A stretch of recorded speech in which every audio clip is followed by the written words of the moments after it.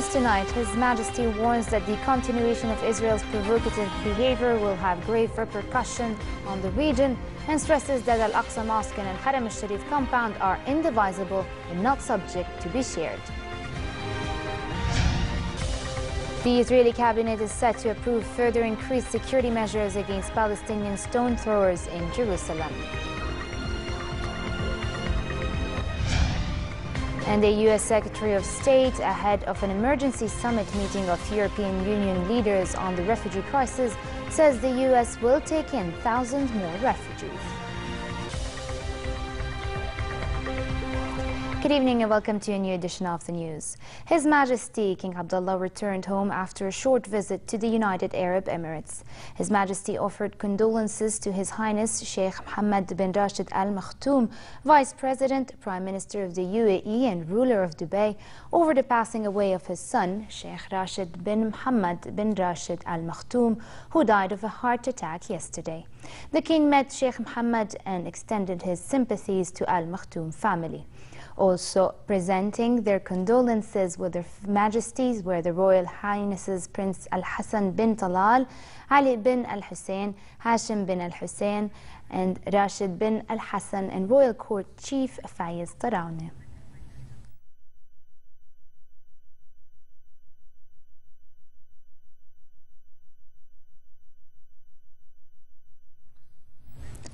Earlier, His Majesty King Abdullah discussed with Arab members of Israel's parliament, the Knesset, effort to halt Israeli aggression and violations in Al-Aqsa Mosque and the Haram al-Sharif compound in occupied East Jerusalem. During a meeting at Al-Husseiniya Palace, the King reiterated Jordan's support for the Palestinian people and their just case, and pledged that the kingdom will continue defending Jerusalem's Islamic and Christian holy sites. The Al-Aqsa Mosque, Al-Haram al-Sharif compound is indivisible and not subject to be shared, the king said, referring to an Israeli plan to divide the compound in terms of prayer time and space.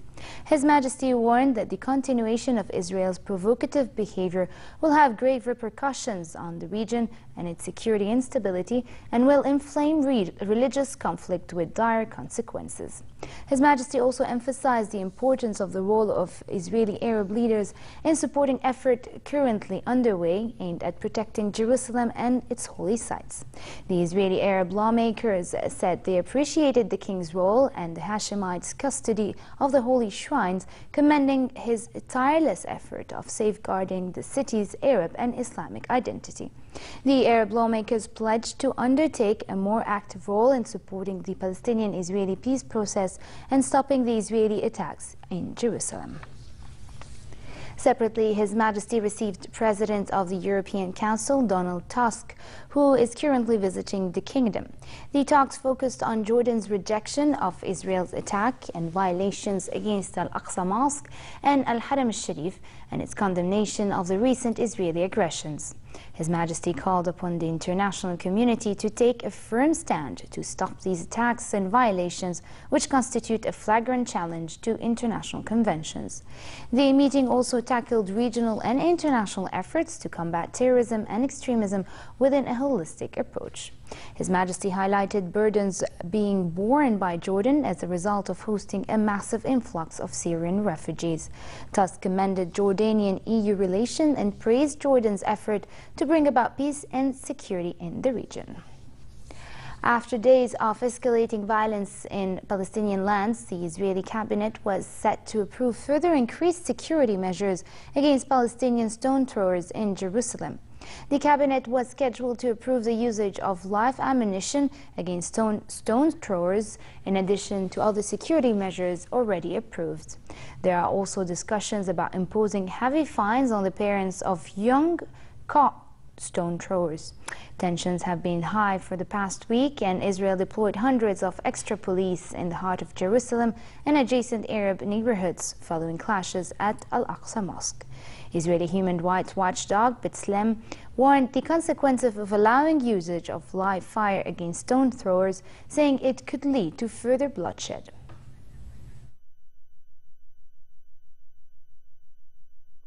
security forces to use live ammunition in confrontations in East Jerusalem is expected to lead to lethal consequences. We expect there to be more bloodshed, an increase in the cycle of violence, not a reduction in the cycle of violence. It appears that the Israeli government is hell-bent on using force and only force in dealing with a very complicated situation in East Jerusalem. This kind of approach that puts force and only force on the agenda, including collective punishment, including a very heavy-handed policing attitude, we think is illegal and also immoral. The government needs to deal with the underlying root causes of the situation in East Jerusalem, not just with its manifestations. U.S. Secretary of State John Kerry said the United States will take in thousands more refugees. The announcement made at a press conference in Berlin following a meeting with his German counterpart, Frank-Walter Steinmeier, to discuss the situation in Syria and handling of the refugee crisis. Kerry's announcement comes ahead of a September 23rd emergency summit meeting of European Union leaders to address the flood of refugees that has overwhelmed the region. The U.S. Secretary of State has pushed for a renewed effort to find a political solution to the crisis in Syria and urged Russia and Iran to convince the Syrian president to negotiate an end to the war. I'm pleased to announce today that the United States will significantly increase our numbers for refugee resettlement in the course of this next year and the year after. Last year, I think we were at 70,000. We are now going to go up to 85,000 with at least, and I underscore the at least, it is not a ceiling, it's a floor, of 10,000 over the next year from Syria specifically, even as we also receive more refugees from other areas. And in the next fiscal year, we'll target 100,000. Underground, meanwhile, warring parties in Syria agreed local ceasefires in 2 Shiite villages in northwestern Syria and a town near the Lebanese border today. It marks the 3rd ceasefire agreed in those areas since August and follows a renewed offensive by insurgents against the villages of Fu'a and Kifraya and the town of Zabadani since Friday. The Syrian Observatory for Human Rights said the ceasefire came into effect at noon, but did not mention how long it was due to last. Al-Fu'a and Kifraya represent the 2 last pockets of Syrian government influences in the northwestern province of Idlib, though it is being defended by irregular militia rather than the army. Saudi-led coalition jets struck Houthi military targets in the Yemeni capital Sana'a. Residents said these strikes caused damage to the base as well as to military vehicles. Smoke could be seen rising from Al-Madrasat Al-Haras district north of the capital, where several military bases and academies are based. In recent weeks, coalition air raids have intensified as ground forces and fighters loyal to exiled President Abdrabbu Mansour Hadi prepare a campaign to recapture Sana'a, seized by Houthi fighters. Meanwhile, Houthi rebels have freed 6 foreign hostages, including 3 Americans, 2 Saudis, and a Briton. The 6 were captured several months ago, and at least one was a journalist detained after entering the country without notifying the rebel authorities. The hostages were flown to Oman, which reportedly helped to mediate negotiations to secure their release. Bitterly divided European leaders will seek to find a credible response to the worst migration crisis affecting the continent since World War II at an emergency summit next week. The 28-member bloc has struggled to find a unified response to the crisis, which has tested many of its newer members in the East that are unaccustomed to large-scale immigration. Hungary today erected a steel gate and fence post at a border crossing with Croatia. Overwhelmed by an influx of some 25,000 migrants this week, Croatia has been sending them north by bus and train to Hungary, which has waved them on to Austria. Alone today, more than 10,000 migrants walked into Austria from Hungary. Meanwhile, at least 13 migrants, including children, have died after their dinghy and a ferry collided over Turkey. The boat was on its way to the Greek island of Lesbos. The Director General of the UN nuclear watchdog held talks in Tehran with Iranian President Hassan Rouhani and other top officials about unresolved ambiguities over possible military dimensions that Iran's nuclear program in the past. Yukiya Amano arrived in Tehran ahead of an October 15 deadline to gather information on allegations that Iran had in the past tried to build atomic weapons. Later, Amano visited the sensitive military site in Parchin, as one of the questions the IA is trying to answer is whether Iran carried out research in the past at the site related to building a nuclear weapon. Iran has said the accusations, including that it carried out explosive tests at the Parchin, are groundless and based on malicious intelligence provided by its enemies. A final UN assessment on Iran's nuclear activities is due in December. Jackie Collins, the best-selling author of dozens of novels, died of breast cancer at the age of 77. The British-born Collins, the younger sister of actress Joanne Collins, sold more than 500 million copies of her book in 40 countries and has some 30 New York Times bestsellers. Some of her most successful novels included Lucky and Lady Boss, which were also adapted for television. Collins was diagnosed with stage 4 breast cancer more than 6 years ago, but kept her illness almost entirely to herself. Only 2 weeks before she died, she told her older sister that she had been battling breast cancer because she didn't want to be a burden.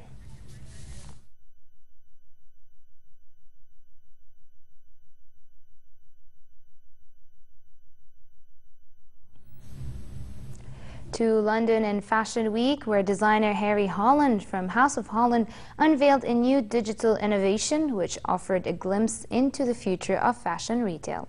Citing Hunter Thompson's cult 1970s novel Fear and Loathing in Las Vegas as his inspiration, Holland unveiled a hedonistic collection brimming with psychedelic prints. Patchwork safari jackets featuring leopard prints, tropical florals, and faux fur panels were themed with wide-leg crop trousers and miniskirts.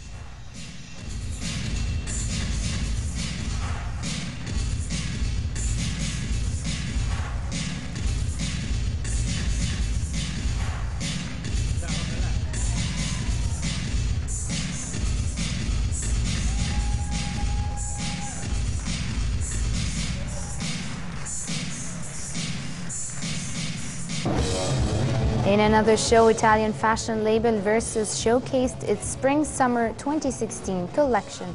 The clothes bared all the marks of classic Versace, plenty of black leather, lashings of silver studs, and Medusa heads, and silky dresses that were slashed and splitzed every way. Versus is the diffusion line of Italian fashion house Versace. It began in 1989 by the fashion house, a gift by the founder Gianni Versace to his sister.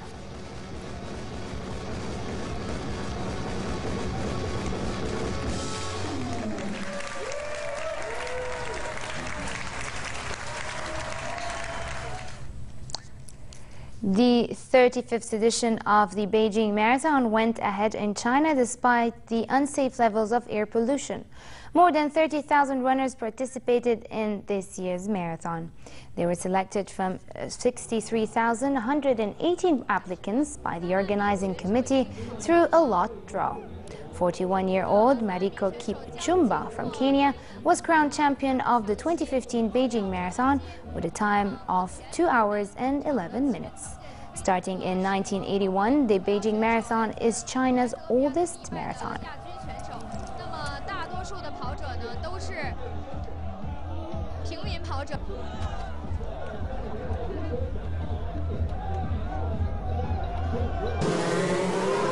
Sebastian Vettel passed a number of milestones when he guided his Ferrari to victory at the Singapore Grand Prix, but perhaps the best news for the German was that the win put him firmly back in the title race.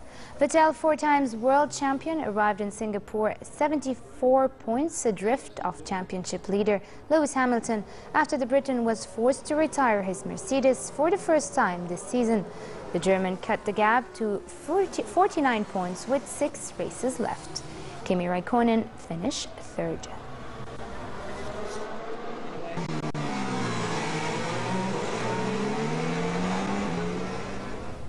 And finally, a quick look at the weather. It continued to be pleasant tonight in most regions with northwesterly moderate winds.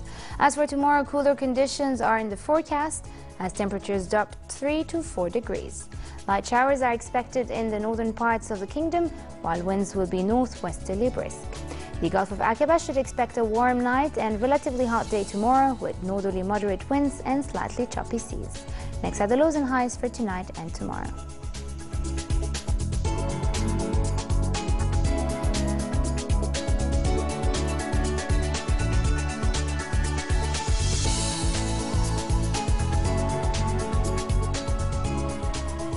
And to end the news, here's a recap of our top stories. His Majesty warns that the continuation of Israel's provocative behavior will have grave repercussions on the region and stresses that Al-Aqsa Mosque and Al-Haram Sharif compound are indivisible and not subject to be shared.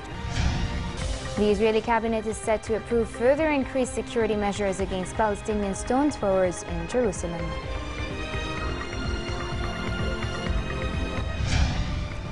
And the U.S. Secretary of State, ahead of an emergency summit meeting of European Union leaders on the refugee crisis, says the U.S. will take in thousands more refugees. And with this we come to an end. I'm Farah Ajlouni. Thank you for watching and have a good night.